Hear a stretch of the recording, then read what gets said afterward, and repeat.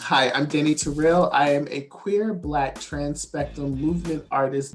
I was born and raised in a little town called Inkster, Michigan, which is about 15, 20 minutes outside of Detroit. I have been involved in movement all of my life, from a dancer to a choreographer, danced in a few local companies in Michigan, did some productions here in Seattle, and I currently teach at Northwest Tap Connection in South Seattle, Rainier Beach area, and the University of Washington on the Seattle campus in the dance department, where I'm a part-time lecturer. What are your preferred pronouns? Use my name always. You will never get it wrong. Always. I love that. The research is the most exciting part. And then being able to learn where these dances come from, originated, the history, and how they connect throughout years. That is really the most exciting part. When I was in elementary school, junior high, and high school, I actually hated the idea of school. I didn't hate learning, but I hated school. And how that ties in is that I realize I love learning and I love like taking in information. And what I realized in the school system as I've gotten older, they don't know how to teach particular people. I was, and I still am an artist. And the schools aren't designed to teach artists because I think artists learn differently. Like we have a different way of taking in information. So whereas people thought like I was just doing horrible in school, I was actually just bored out of my mind and just did not like what was being given to me. And when I've gotten older, I realized like, oh, I actually do love like retaining things. I retain random facts from pop culture. I retain random facts from history. Like those are the things that I retain. And so in doing the research and educating myself, like that's the most exciting part for me. What do the students say? It runs the gambit. I try to design my classes where they're learning the dance moves, of course, they're learning the history, but they're really learning about themselves in the process. I do my best to try to make sure that they are the center of their learning. So if you are an Asian person learning dances from the African diaspora and learning Black social dance, that how are you interweaving who you are inside of this? My biggest thing is like, don't try to imitate and emulate Black people when you do these dances. Like, who are you? Because your experience is at the forefront of you doing these dances, not a Black experience, because that's an experience that you won't ever have. And I think students enjoy the way I talk about body, that no matter what your body size, your body type is that you can access dance through that body. And how do you fall in love with your body? One of my favorite things to like teach about is the hips and how much like we don't have access to our hips because they've been over sexualized. Or if you are a cis man, like if you move your hips then you're seen as like gay. And I love talking about that because that is like a power source. Or how Black women's hips are over sexualized, so they tend to block off their hips so they won't draw attention to that. But a Black woman's hips and pelvis is about power. So those are the things that people say, and that's the things that I enjoy talking about in class. It's actually so funny you say that. So, God, how old was I?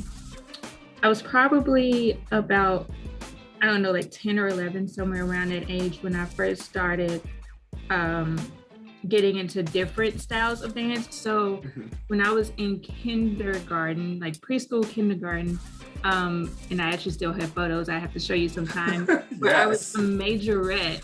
And it was myself and another girl. We were like the smallest ones on the team, like actual height and like size. We were the smallest two little ones on the team, and we were right. Featured a lot in the front. And that's when I actually started realizing that I liked dance. Is like then because at first I liked it because of the outfits that we would wear, and then like the big tassels that we would have on yes. just being able to shake it. And I would watch videos of myself now, like going back when my mom or anyone shows them to me. I was like, man, I was so full of energy and like doing all of these things. And then I grew up and started experiencing other styles of dance. And I think I did tap for a very short time, and I did jazz. And then I learned hip hop. And once I got into hip hop, I always was like, always the smaller person. So I felt like people who had more were doing better than me. Like I would literally look at them and I would just think that they had more hips, more this, more that, more movement in their like energy because of how they were doing it. And I had a friend who was older than me tell me kind of like what you just said, like don't try and emulate, just do whatever it is you feel like you need to do. And she was just like, just be yourself and forget, like learn the movements, but then show up as yourself once you're doing them. And that didn't really hit for me until I stopped dancing like competitively or like for anything like that. When I started to just do it for fun, I finally got it, and it finally like resonated with me. But now to this day, I still don't like dance in public because I think too much of what other people are thinking about how I look. And listening to you, I'm like, I still do that. And okay, you have to come out with me and my people. Like we will like, you will get rid of all of that with us. Like you have to just travel down to Seattle and hang out with us because we just like, child, we do not care. Like yeah, and that's what my friends say. And it's so funny. I just don't do it. Like, and it's not that I can't dance because I can and I enjoy it. And I do it all the time in my own living room when no one else is watching. Right. I think it's like, it's a safe and unspaced safe, especially if you are holding a Black femme body. Like it's that thing of, there's two different things. You're either over-sexualized or you're judged for being too sexual. And so I completely understand why like a lot of Black women and femmes, they're just like, we don't, like we can dance, get down, but we don't want to draw that type of attention because the dance becomes less sacred for them. And it becomes this other thing. And that for me is like super sad. And that's the thing that I try to dispel. I'm just like, you have the power to let people in or to block people from your body on the dance floor. And we go through like practices of how that happens. It's just like, my body's my body. If I don't want you dancing up on my body, just because I'm rolling my hips or popping my chest does not mean give you the right to my body. There was a point in time I just wasn't dancing in the club. I just wasn't, because my dance is sacred to me and folks just violated that. So I completely hear you. But now I just don't care. I just push you away from me and just like, no. So anyway, we just gonna have to get you on the dance floor, Kendall. I'm here for it. I do not object to it. I'm just saying, because when I was watching the kids during the Kidstock performance, when you all were on our stage, and each one came up, and I love that each one had their own time in the center and up front.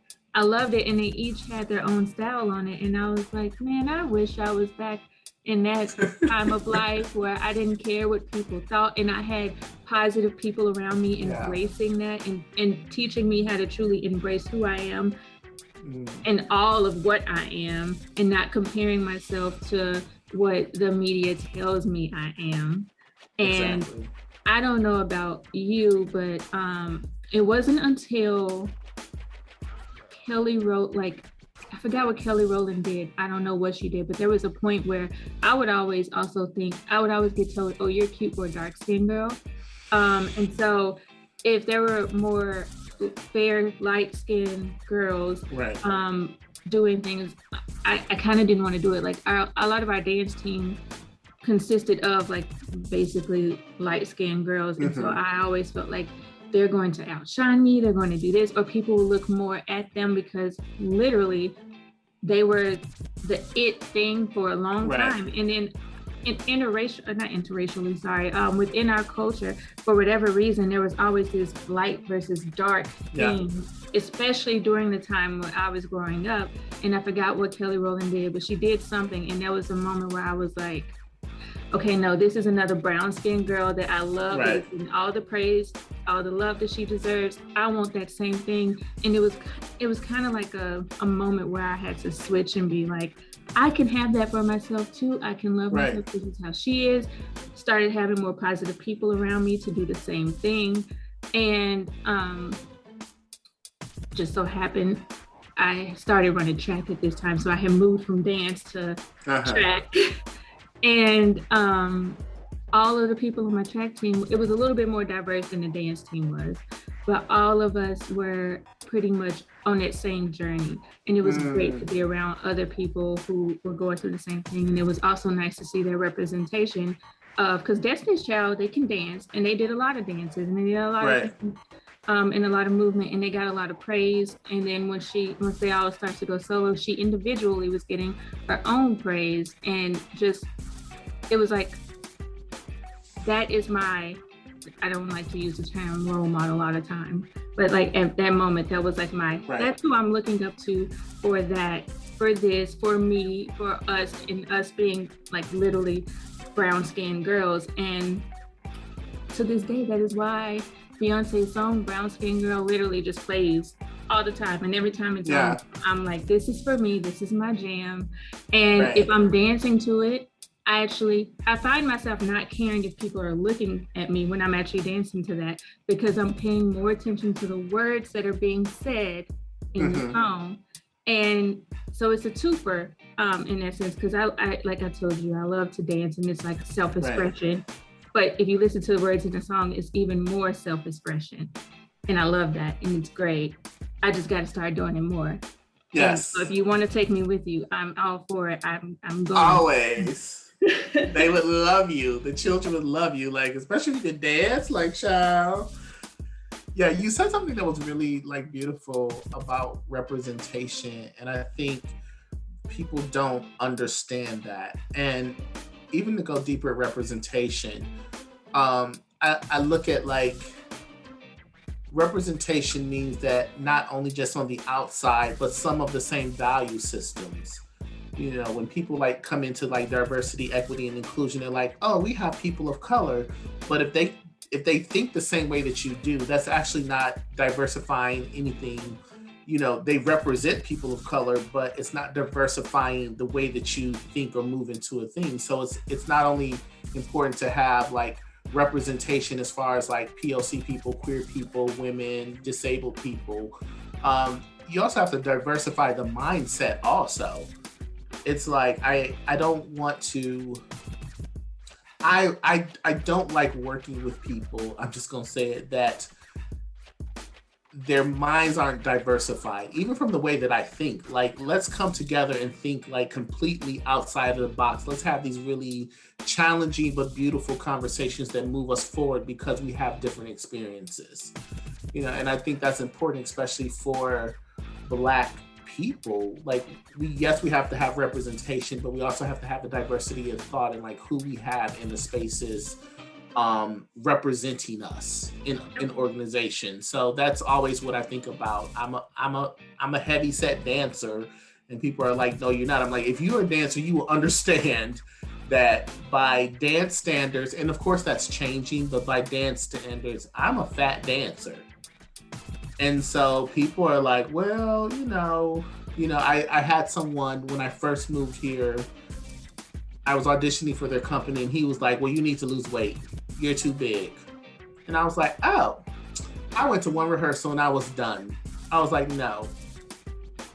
Like, my weight was never an issue in Detroit where I grew up, because I was also around Black dancers, and we were thicker. We were, you know, we were all brown skin or dark skin. Like, so I didn't understand that mindset until I auditioned for a company where it was a white director, predominantly white dancers, you know, one Black mixed race dancer. Of course, they were light skinned, and I come in and I'm just like, well, here I am. It was like, yeah, you're good, but you need to like lose weight. So I was like, yeah, where are the fat dancers at? Because that's what I want to be around.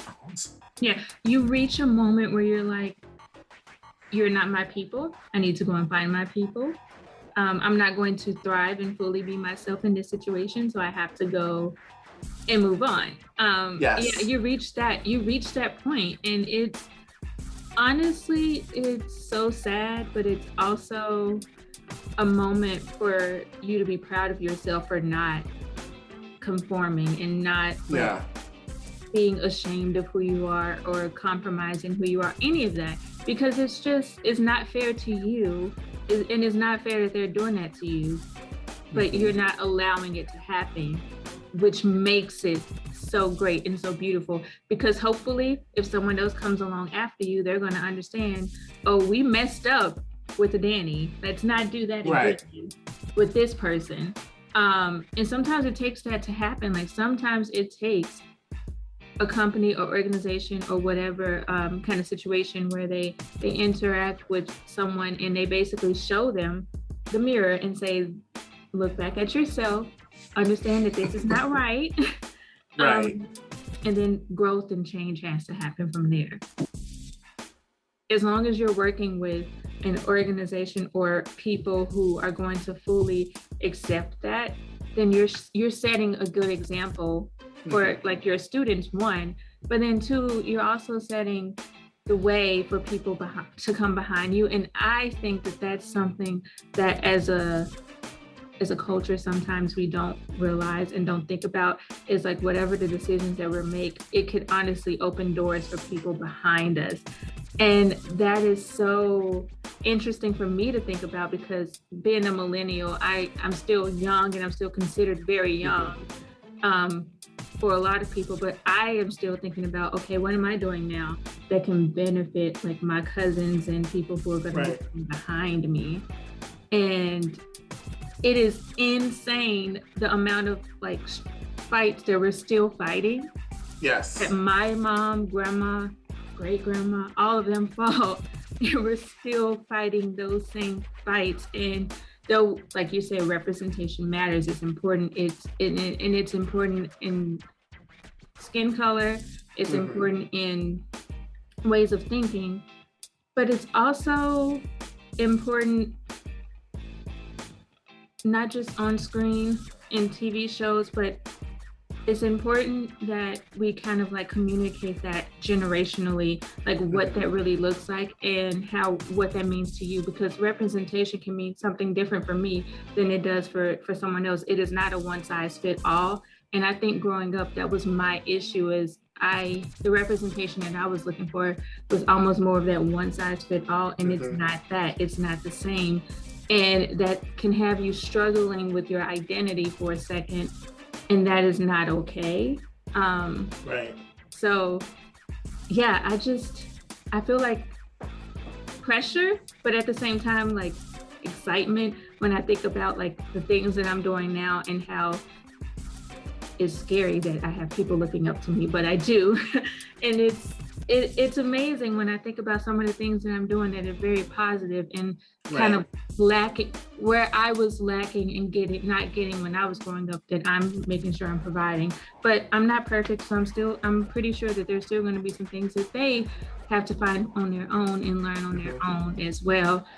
One of those things is, for me, when I recently just cut my hair.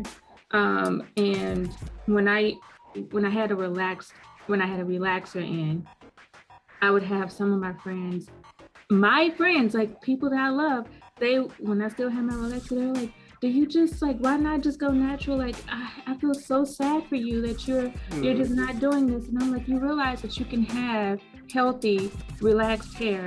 Not everyone has to be natural. And if I'm loving my hair how it is, then you should love that for me. And I know that that's so simple, but I think it's not. I think that one of the things that kind of gets like, it's the same thing that we were talking about, like within our culture, how it was light skin against black skin, dark skin a lot of times. It's the same thing with even hair. Yes, the natural hair is being embraced now, but it wasn't always embraced. It wasn't always seen as in the corporate world, it wasn't always seen as professional. Now Right. it is. And that was never my decision for wanting my hair to be how it was. But even Right. within our race, they start having people like, there was pitting us against each other. And I'm loving that so far we're getting out of that way of thinking now, but it just also challenges us to communicate internally with ourselves and then with the people that we have around us. I'm a strong believer in the saying, like, you're a product of the people you place around you. And those people that I now have around me, I'm not gonna lie, back then, some of those friends that I had that were friends were just not that good Right. Yes. for me. And so now the people that I have around me are more of everything that we're talking about now. It's like this. It's a good conversation. It's embracing each other and how we are, because we're all very, very different. There's a few things that you said there, which is like, that hits home. As I'm on the journey of understanding myself more, if I'm not fully showing up for myself, there's no way that I can show up for anybody else. And it's a continuous ongoing journey. If I cannot be my full self with myself, there's no way I can be my full self with anybody else. And that's also like scary parts of understanding who you are. What I have decided to do over the past maybe 10 years, and I say like years 1 through like 4 were learning years, is to fully show up as myself and not give anybody else any other choice. Like, I am not going to give you the choice of this person and that person. And I've done that for a really long time. I did the code switching, I did that. And then I'm just like, well, you know, it just wasn't feeling good. So I'm still working to just show up as my full self. And I'm not going to give you any other choice. But to like the person that you see on Facebook, Instagram, whatever, is the same person you're going to see in these meetings on the street. Like, I'm doing my best not to change any of that.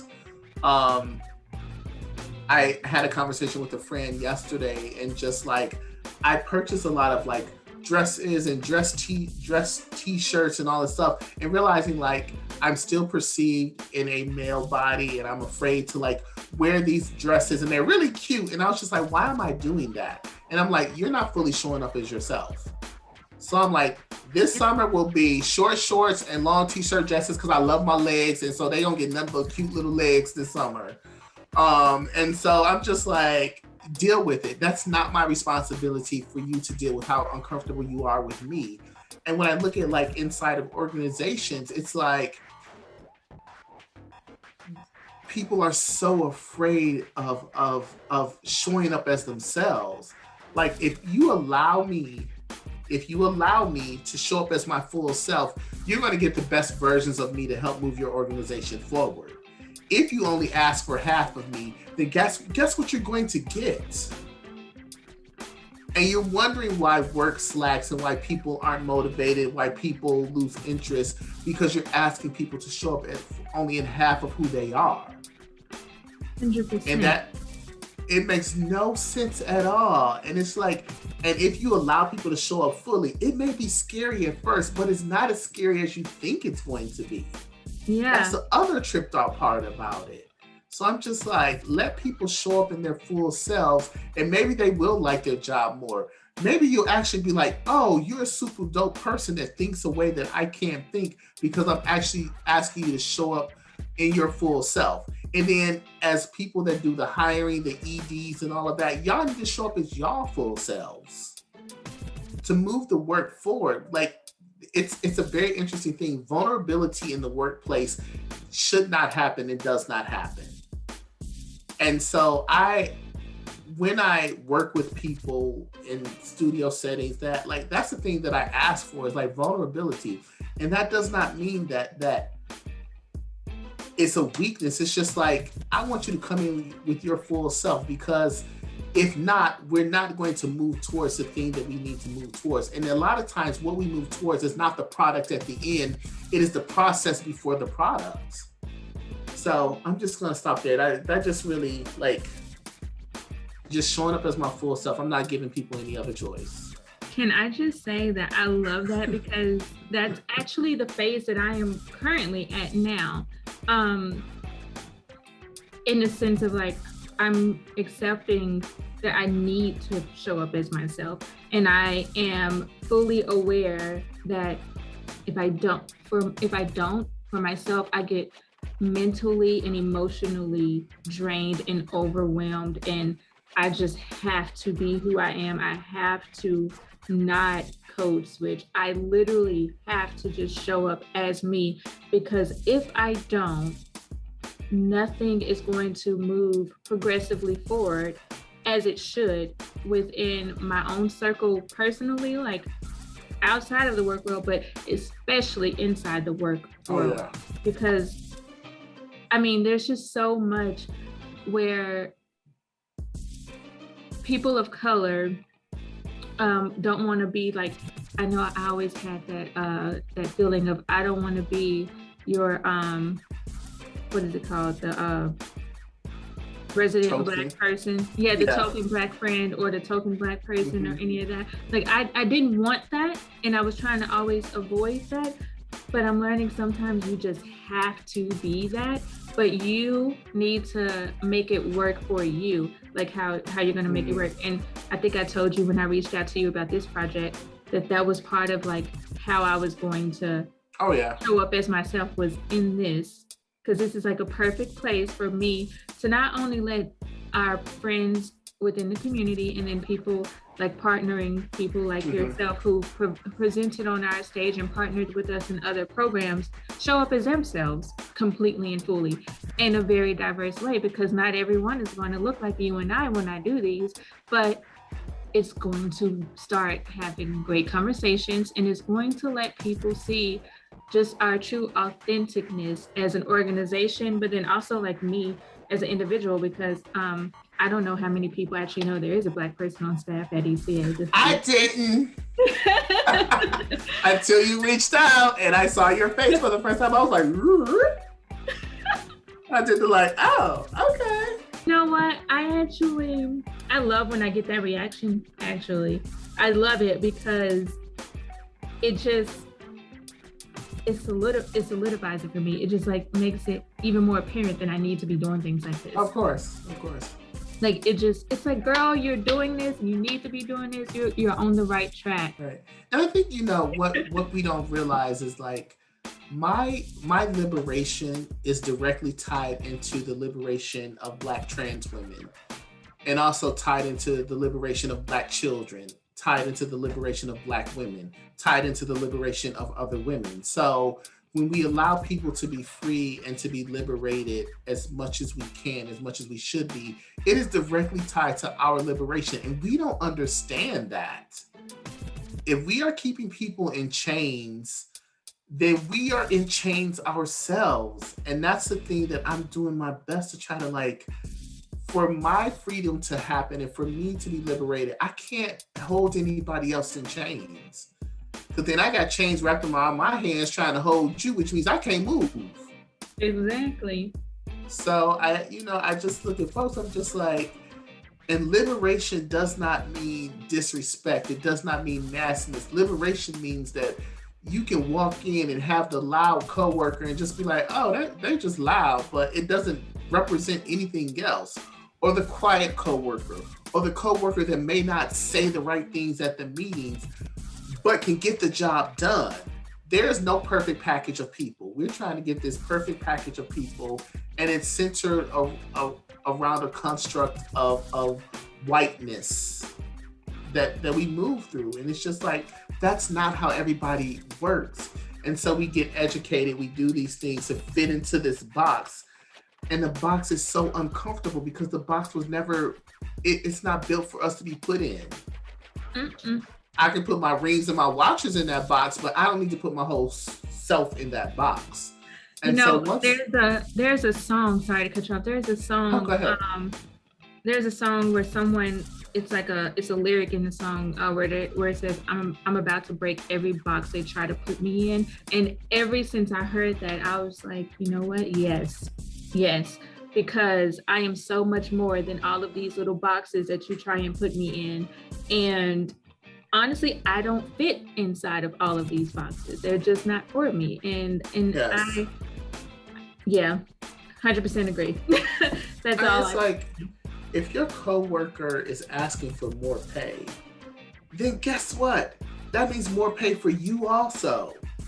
So it's like, why are you trying to cut because we don't want somebody to get ahead of us? And we live in a world where poor people and poorness has to exist for richness to exist. That's the yin and yang of the world.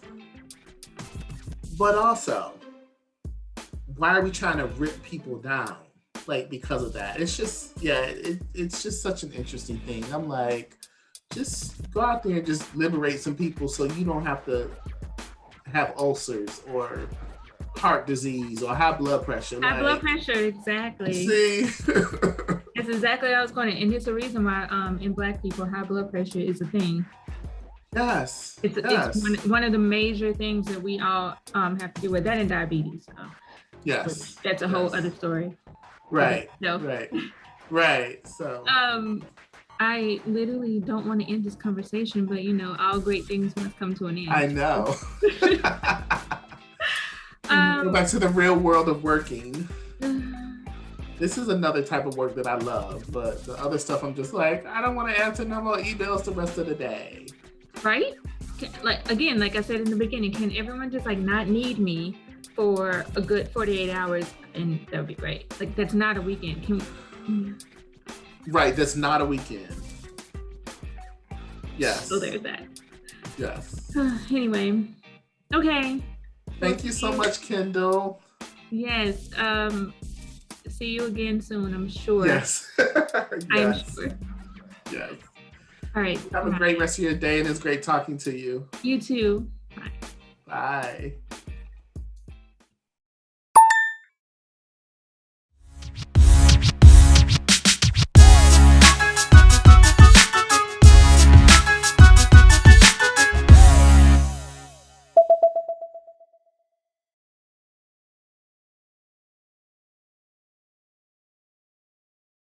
That'd be great.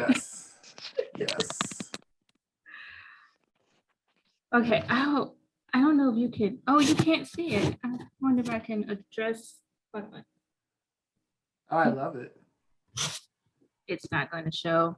I give up. Black Girl Magic, and it's so funny. So I wore this shirt recently to run errands or something, and I was at the checkout, and the woman was like, "Oh, what's the magic?" And I was like, "It's just Black Girl Magic. It's like a movement. It's like an embracing of all things me being me, enjoying the scene that I live in."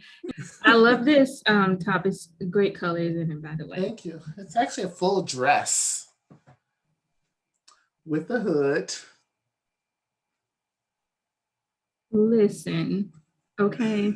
I feel like I need to just look at my closet, because since COVID, I haven't had much update to my wardrobe. So I feel like everything is t-shirt, leggings, sweatshirt, leggings. I feel you. I'm notorious for Instagram shopping.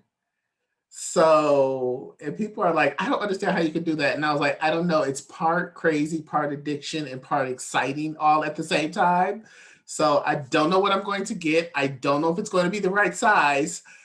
And I don't expect it for 3 or 4 months. So. It beats going inside of a store and trying clothes on inside the store. I don't know if you were like that, but as a kid, my mom, when she would go shopping for me for clothes, it would be stacks and stacks of clothes. I would be in the dressing room trying them on, and that honestly made me hate shopping.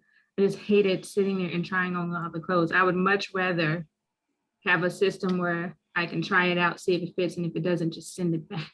Exactly. And I'd have to go into a store and do the return. Yes. There's very few times that I will go to a store and try something on.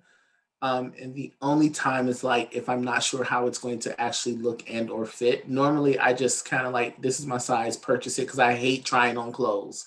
Notoriously hate hate the whole experience of taking off clothes to put on other clothes that other people have worn. So I cannot stand it. So I feel you on that. It's the most annoying thing. Yes, yes. So I actually want to do a fun little one of the fun little games that I have on here. Yes. So I think I'm going to do like the one where I said I'm going to choose a letter of the alphabet, and then Yes. you tell me the first dance move that comes to mind. Okay. I actually don't know if there's a dance move like for each letter of the alphabet, so we can figure this out. Probably. So let's go with C. See, Charleston. There's a 20s Charleston. There's the vanilla Charleston. There's the drop Charleston. There's, I think it's called the kick Charleston. Charleston. See, this is why we do this. You're teaching me. I didn't know any of these things. Yes, and that's all vernacular jazz. That's all African American jazz or vernacular jazz or African social dance. Nice. What about K? K. Oh God. Kickball change. I know that one. I know that one. Yes. I was like, kickball change. One of them. Okay, I'll do one more. D. You said D? Mm-hmm.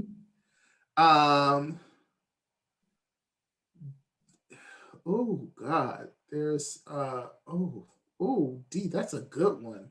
Why can't I think of anything?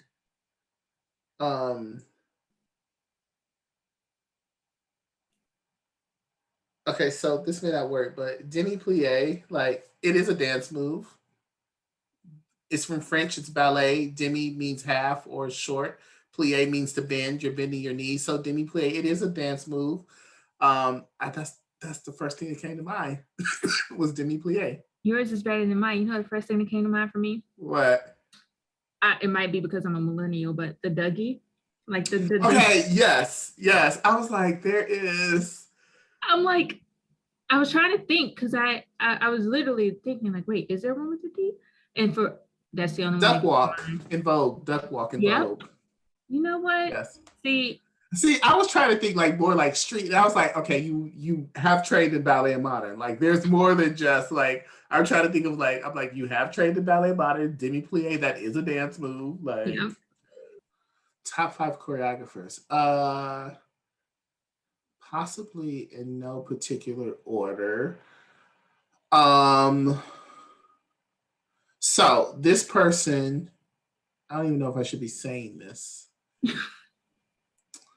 But allegedly, I'll put it that way, this person will be coming to town in the fall at the University of Washington in the dance department. Allegedly, Ronald K. Brown.